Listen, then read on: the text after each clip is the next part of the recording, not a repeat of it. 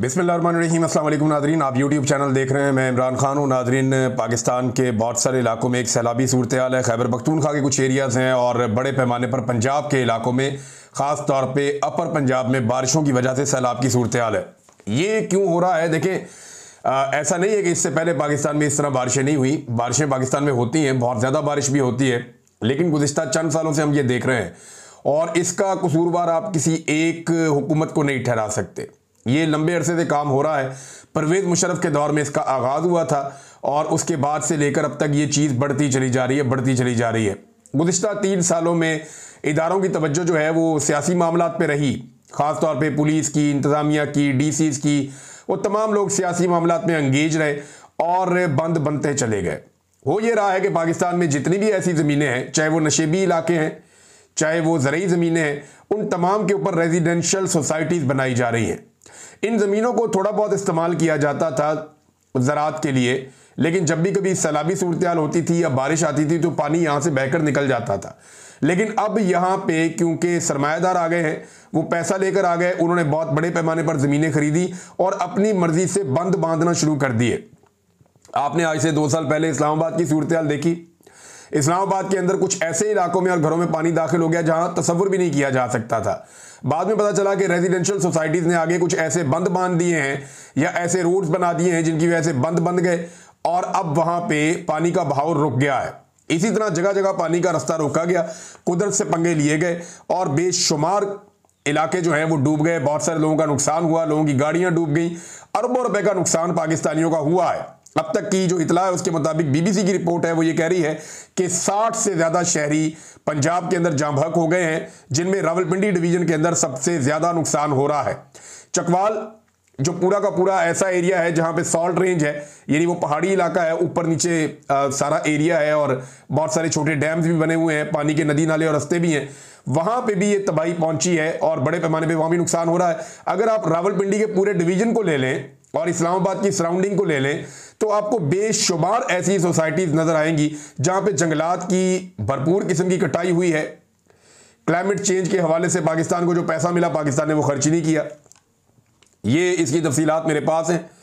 जो पैसा पाकिस्तान को मिला क्लाइमेट चेंज के हवाले से, जिसे पाकिस्तान ने खर्च करना था, मुस्लिम लीग नून की जो हुकूमत है, इसे क्लाइमेट चेंज की मिनिस्ट्री को आलमी बैंक की जानिब से $225 मिलियन की जो है वो एक ग्रांट मिली है।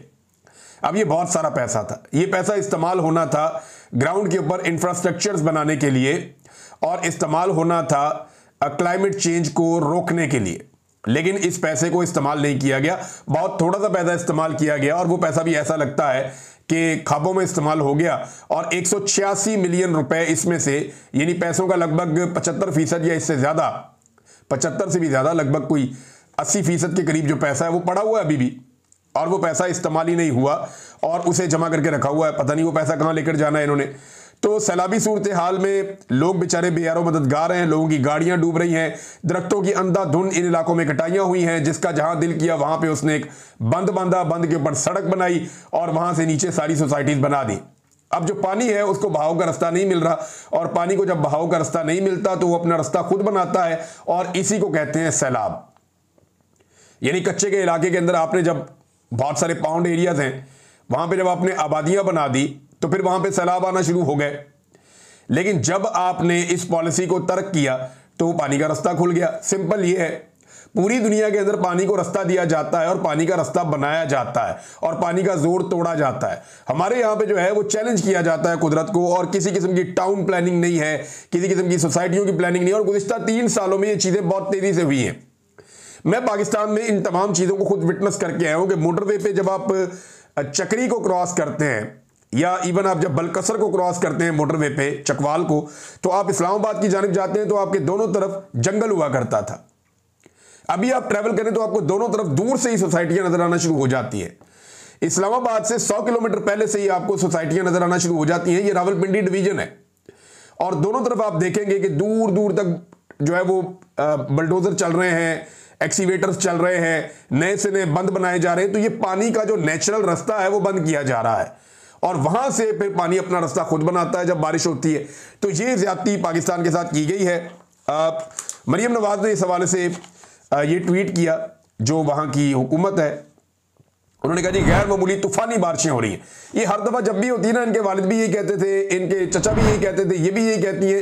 तो बारिश कोई भी होगी, जब आप पानी का रास्ता रोकेंगे तो यही होगा, आपको इनकलाबी इकदाम करने पड़ेंगे, पानी का रास्ता खोलना पड़ेगा सारी सोसाइटीज को। यानी जिसका दिल करता है उठा के DHA बना दिया, जिसका दिल करता है उठा के बैरिया बना दिया, जिसका दिल करता है उठा के वो कोई और सोसाइटी लेकर आ गया।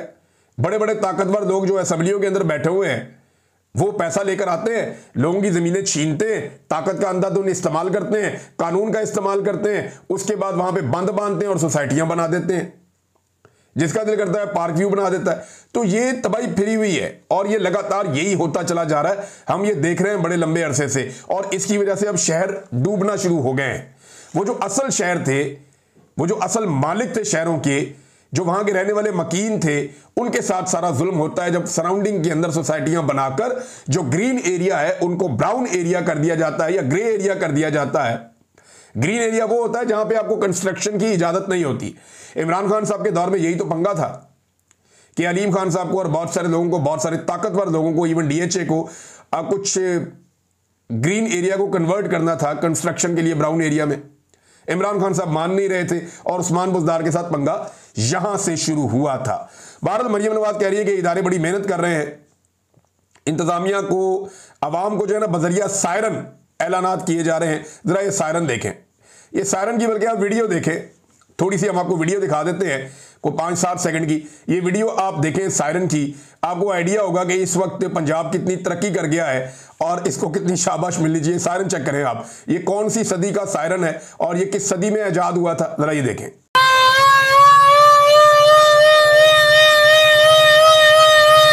ये चेक करें, ये सायरन चल रहा है आजकल। हालात आप चेक करें, इस सायरन की आवाज जो है ये थोड़ा सा दूर नहीं जा रही होगी, तो लोग कैसे अलर्ट होंगे। ये वो सायरन है जब तब बजाया जाता था, बिल्कुल छोटा सा एक मोहल्ला होता था, एक छोटा सा इलाका होता था, मस्जिद में जाके स्पीकर के साथ रख के भी बजा देते थे कि बड़े स्पीकरों के अंदर हर तरफ आवाज चली जाएगी। ये इधर खाना पूरी कर रहे हैं इतना सा सायरन लेके, यानी जैसे मोटरसाइकिल का हॉर्न होता है इस तरह का, तो शायद बाद मोटरसाइकिलों पे भी इससे ज्यादा तगड़ा हॉर्न लगा हुआ होता है, बसों और वैगनों पे इससे तगड़ा हॉर्न लगा हुआ होता है। तो जनाब ये इस दौर में 2025 में ये पंजाब हुकूमत सायरन बजा रही है, और ये खैबर पख्तूनख्वा हुकूमत के भी इकदाम को बड़े मिसाली नहीं है।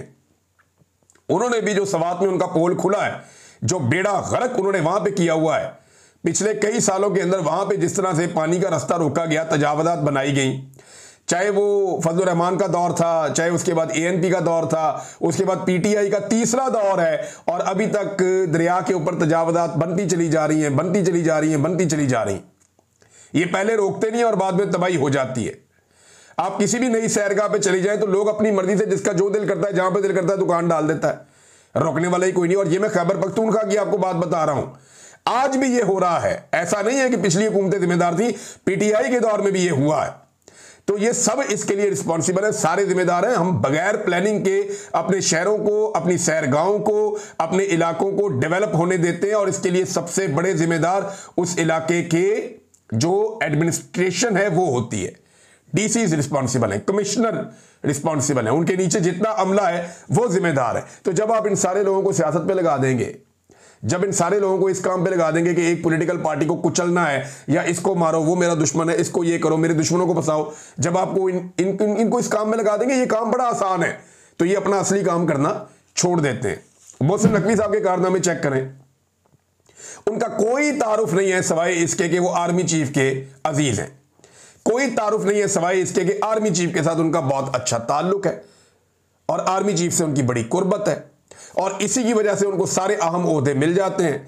जितने प्रोजेक्ट मोहसिन नकवी ने बनाए, चाहे वो स्टेडियम बनाया हो, चाहे कोई और प्रोजेक्ट बनाया हो, चाहे सड़कें बनाई हो, चाहे अंडरपास, वो सारे के सारे बैठ गए। जो जो काम मोहसिन नकवी ने किया है ना, वहां पे मोहसिन नकवी को नाकामी हुई है। ये नाकामी की एक दास्तान है मोहसिन नकवी साहब जो है, और एक मुकम्मल फेलियर है मोहसिन नकवी। यानी इनके बाद लोग इनको बिल्कुल याद नहीं रखेंगे, इसलिए कोई यादगार चीज ही नहीं इन्होंने छोड़नी। जो ये बनाते हैं वो बैठ जाती है। अभी इस्लामाबाद के अंदर दोबारा सड़कें बैठ गई हैं, हालात ये है। तो जनाब मोहसिन नकवी साहब का फेलियर एक के बाद एक सामने आ रहा है, लेकिन क्योंकि इनकी रिश्तेदारी है आर्मी चीफ से, तो इनकी बाजें लगी हुई हैं, ना कोई इन्हें रोक सकता है, ना कोई इन्हें मना कर सकता है। और आप अंदाजा करें कि कैसी ढिठाई है पाकिस्तान के अंदर कि सबको नजर आ रहा है, सबको पता है, ना हुकूमत बोल सकती है, ना अपोजिशन बोल सकती है। ना अपोजिशन की जरूरत है कि इसके मंसूबों के ऊपर तनकीद कर सके या कह सके कि ये बंदा तबाही फेर रहा है, ना हुकूमत की जरूरत है। भैया अपोजिशन कम से कम ये तो कर सकती है कि भाई पीसीबी को तो वजारत दाखिला से अलग करो। जब से ये बंदा आया पाकिस्तान में दहशतगर्दी बढ़ गई है, जब से ये बंदा आया पाकिस्तान में दहशतगर्दी ने तबाही फेर दी है। ना ये दहशतगर्दी कंट्रोल कर पा रहा है, ना ये क्रिकेट को ठीक कर पा रहा है। वहां पे क्रिकेट के अंदर इसने ऐसा कंट्रोल कर दिया, उठा के एक नमूने को वहां पे पीसीबी के अंदर लगा दिया। वो क्या होता है जो सहाफियों को कंट्रोल करने वाली एक मशीन लेकर आगे बैठा दी वहां पे। और वो बंदा जो है वो कैसा बेहुदा आदमी है, इससे पहले उस बंदे को एक और ओहदा भी दिया हुआ था। अब चले छोड़े, इससे आगे बढ़ते हैं। थोड़ा सा और को खबरें मेरे पास नाज़रीन, वो बहुत इंपॉर्टेंट है। एक तो नाज़रीन पहले मैं जरा डॉन अखबार को थोड़ा पूछ लूँ ना, उनकी तो क्लास लेनी बनती है, इसलिए कि कायदे-आज़म मोहम्मद अली जिन्ना ने इसकी तारीफ की थी। डॉन अखबार की इंतजामिया को शर्म आनी चाहिए कि यार आप लोग भी एस्टेब्लिशमेंट के जूते साफ करने में इतना आगे निकल गए हैं। आपका अखबार तो हम इसलिए पढ़ते हैं कि हमें यह लगता है कि शायद डॉन अखबार वो बात कर रहा है, या डॉन की वेबसाइट के ऊपर वो बात लिखी जाएगी जो बाकी कहने से डरते हैं, या ये अल्फाज के चुनाव के अंदर सहाफत को आगे रखेगा। डॉन का काम चेक करें आप, ये देखें ये खबर। साबिक खातून अव्वल बुशरा बीबी के बेटे मूसा मानिका ने जल्दी काम ना करने पर अपने ही मुलाजिम को गोली मारकर शदीद जख्मी कर दिया और जदीद असलहे से लेस होकर जख्मी मुलाजिम अली बहादुर को उठाने से भी मना कर दिया था। वाकई की इतला मिलते ही डीपीओ पाकपतन जावेद चद्दड़ जाए वकुआ पर पहुंचे और फायरिंग के वाकये में मुलव्विस मुलजिम मूसा मानिका को गिरफ्तार कर लिया। अब मामला यह है नाजरीन कि क्या इस आदमी के शनाख्ती कार्ड के खाने में वल्दियत में बुशरा मानिका लिखा हुआ है? क्या यह लिखा हुआ है इसके वल्दियत के खाने में, या वहां पे खावर मानिका लिखा हुआ है? क्या जब एफआईआर दर्ज की जाएगी तो उसमें यह लिखा जाएगा कि मूसा मानिका वल्द बुशरा मानिका? वहां लिखा जाएगा मूसा मानिका वल्द खावर मानिका, लेकिन लाकर यहां पे जोड़ना है। मां का नाम कभी ना स्कूल में दाखिले में लगता है, ना एफआईआर में लगता है, ना लाइसेंस में लगता है, ना आईडी कार्ड में लगता है, लेकिन डॉन की खबर में लगता है। वो इसलिए कि आज उसकी मां जो है वो रियासत उसके खिलाफ हुई है। मैं वजह में नहीं जाता। इमरान खान साहब ये कहते हैं कि ये आर्मी चीफ और मेरी वाइफ के बीच में लड़ाई ये है, और उसको गुस्सा मेरी वाइफ के ऊपर आर्मी चीफ को ये है कि मेरी वाइफ ने आर्मी चीफ का ओहदा नहीं बचाया और उससे मुलाकात से इनकार कर दिया था।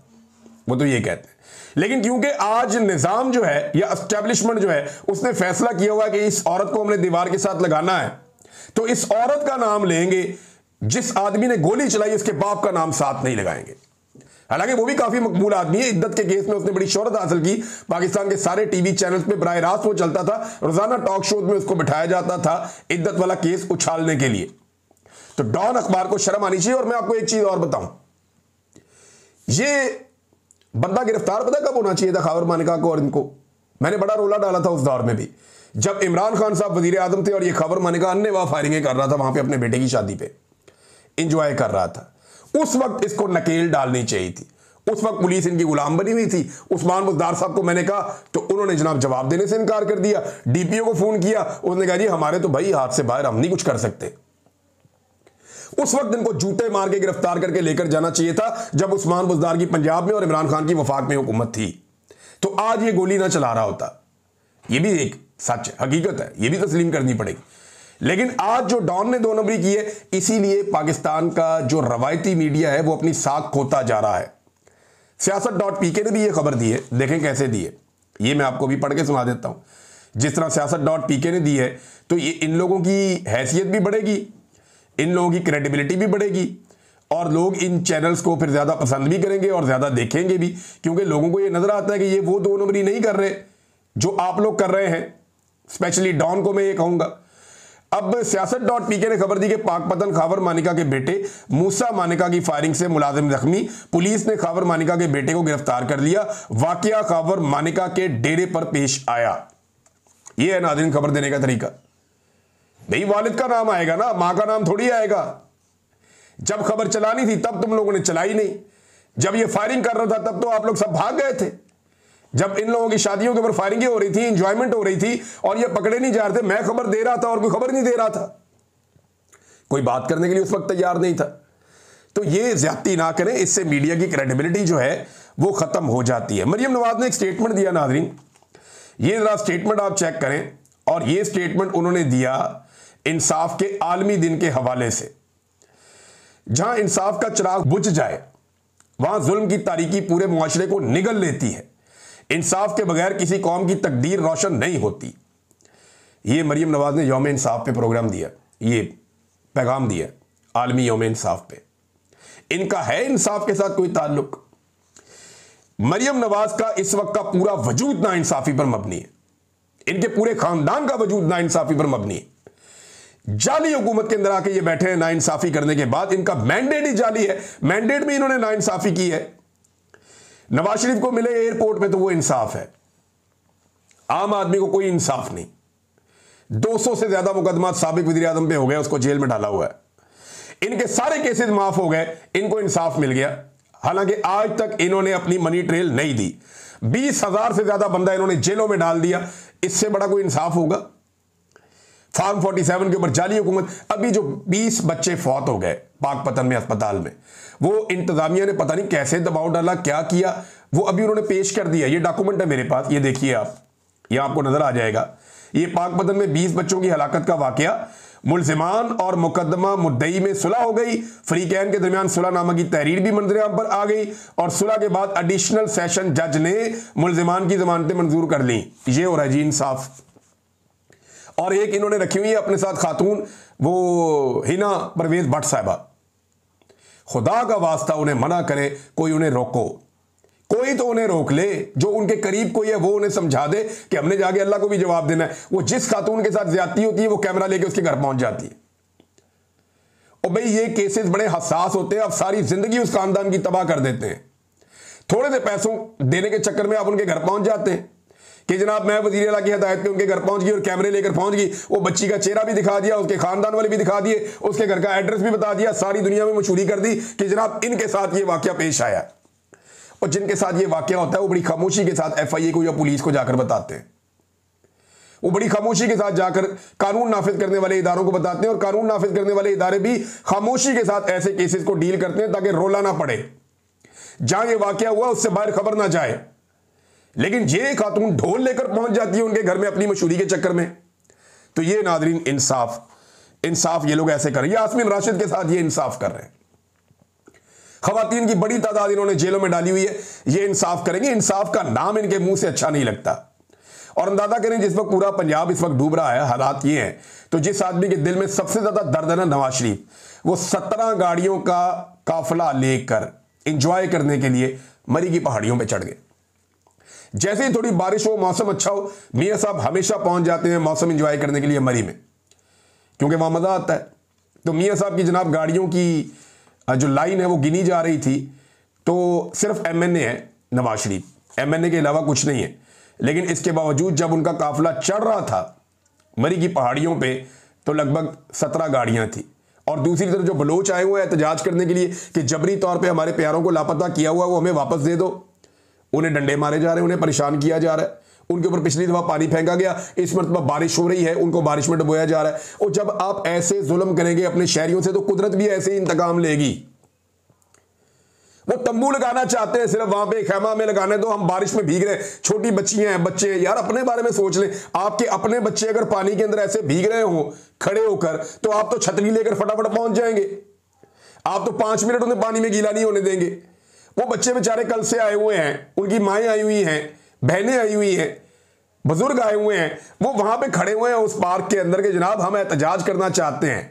हम सिर्फ अपना आईनी हक इस्तेमाल कर रहे हैं कि जबरी तौर पे जिन लोगों को लापता किया वो लोग हमें वापस कर दें, कानून के मुताबिक कार्रवाई कर लें। और साथ में वो ये कह रहे हैं कि जो ज्यादती आप लोग कर रहे हैं, जिस पे एमनेस्टी इंटरनेशनल भी पूरी दुनिया आवाज उठा रही है, मारंग बलोच और दीगर 6 लोग जिन्हें गैर कानूनी तौर पर हिरासत में रखा हुआ है रियासत ने, और पिछले 4 महीने से उनकी कोई किसी किस्म की कानूनी सुनवाई नहीं हो रही, उनके साथ जुल्म हो रहा है, उन लोगों को भी रिहा करें। ये लोग ये एहतजाज करने के लिए इस्लामाबाद पहुंचे और इनके साथ कैसा जबर हो रहा है। वहां पे मुनीज़े जहांगीर भी आज गई, उन्होंने भी जाकर कहा, और पुलिस वाले कह रहे हैं जी आपकी वीडियो बन गई, अब आप यहां से चले जाएं, हम जाने हमारा काम जाने। कैसी बेहिसी है। मैं इन पुलिस वालों से पूछता हूं अगर आपके बच्चे ऐसे बारिश के अंदर खड़े हो तो आपको कितना बुरा लगेगा। देखिए अगर किसी ने जुर्म किया है, अगर किसी ने दहशतगर्दी की है या कोई दहशतगर्दी में मुलव्वस है तो उसको सबूतों समेत अदालत में पेश करें, उसको मौका दें, वो अपनी बात करे और आपके पास मौका है, आप अपने कानून के मुताबिक केस करें। सजा देनी है तो दे लें, आप अदालतें सजा दें ना। आप कैसे किसी की जिंदगी के मालिक बन सकते हैं कि आपकी अदालत का एक दिन का आपका तजर्बा नहीं है, आप उठा के बंदे को जबरी तौर पे लापता कर देते हैं। बाज़ औक़ात लोगों की लाशें मिल जाती हैं। ये नहीं हो सकता।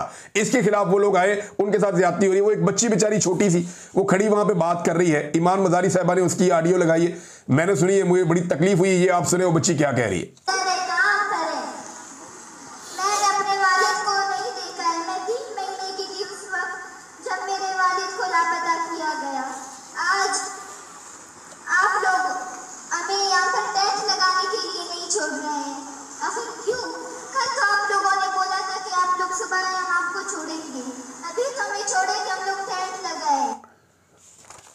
वो कह रही है जी टेंट तो लगाने दें, मैं 3 महीने की थी, मैंने अपने बाप को देखा ही नहीं है। वो कितनी बड़ी होगी बच्ची, वो खड़ी होकर वहां बात कर रही है।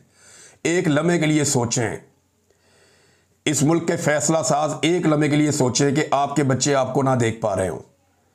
यार कोई शहीद हो जाता है ना, या कोई मर जाता है तो उसके घर वालों को सुकून आ जाता है। मैं इस तकलीफ से गुजरा हूं। मैं ये कहता था ये सही को मुझे मार के मेरी लाश मेरे घर वालों को दे दें आप, उन्हें सुकून तो आ जाएगा कम से कम। मैं उन्हें ये कहता था। ये इन्होंने देखा ही नहीं अपने प्यारों को। इनको एक उम्मीद है कि आज वो आ जाएगा, सारी जिंदगी इनकी नजरें दरवाजे के ऊपर लग गई हैं। कोई मर जाए, शहीद हो जाए, कुछ हो जाए, जांबाक हो जाए, वो जब लाश मिल जाती है तो एक दिन आता है घर वालों को सब्र आ जाता है। ये एक लगातार अजियत है जो आप दे रहे हैं लोगों को। आपको अंदाजा ही नहीं है कि आपकी कैसी पकड़ होगी क़यामत वाले दिन, आप सोच नहीं सकते। नाज़रीन, एक और खबर भी पाकिस्तान के मीडिया में चली कि डोनाल्ड ट्रंप शायद पाकिस्तान आ रहा है, और ये 18 तारीख भी दी गई। तो डोनाल्ड ट्रंप पाकिस्तान आ सकता है, कोई बड़ी बात नहीं है। लेकिन अभी जो खबर की तरदीद आई वो ये है कि बरतानिया आ रहा है, वो 17 से 19 तारीख तक वो यहाँ पे रहेगा बरतानिया में। पाकिस्तान वो नहीं आ रहा, और 18 तारीख को तो बिल्कुल नहीं आ रहा। लेकिन ये पता चला है कि ट्रंप ने एक इंडिया का कोई दौरा करना है, और जब वो इंडिया का दौरा करेगा तो लाजमी बात है चंद घंटे पाकिस्तान में भी आएगा, क्योंकि वो बैलेंस करना चाहेगा। पाकिस्तान भी इस रीजन का एक अहम मुल्क है और पाकिस्तान की अहमियत से इनकार नहीं किया जा सकता। माजी में भी ऐसा हुआ है, जब भी कभी अमेरिकन प्रेसिडेंट आते हैं इंडिया में तो वो अक्सर कभी पाकिस्तान का दौरा भी छोटा सा कर लेते हैं, कभी नहीं भी करते। तो अभी अगर ट्रंप आता है इंडिया के दौरे पर तो वो पाकिस्तान का दौरा भी चंद घंटों के लिए कर सकता है, या हो सकता है कि वो दौरा थोड़ा लंबा भी हो जाए। लेकिन इससे क्या होगा, डोनाल्ड ट्रंप आपसे और मांगेगा, आपको डोनाल्ड ट्रंप को और देना पड़ेगा, क्योंकि अब्राहम अकॉर्ड जो है वो उनकी एक शर्त है, और उसके ऊपर मुबैना तौर पे पाकिस्तान की जानिब से गारंटी करवा दी गई है कि बेफिक्र रहे, हम इसराइल को तस्लीम करेंगे, बस थोड़े मामलात हमारे भी सिद्धे करवाए जाएं। अब इससे ज़्यादा मैं कुछ नहीं कहता। अब तक के लिए इतनी, अपना ख्याल रखिएगा, अपने चैनल का भी। अल्लाह हाफ़िज़।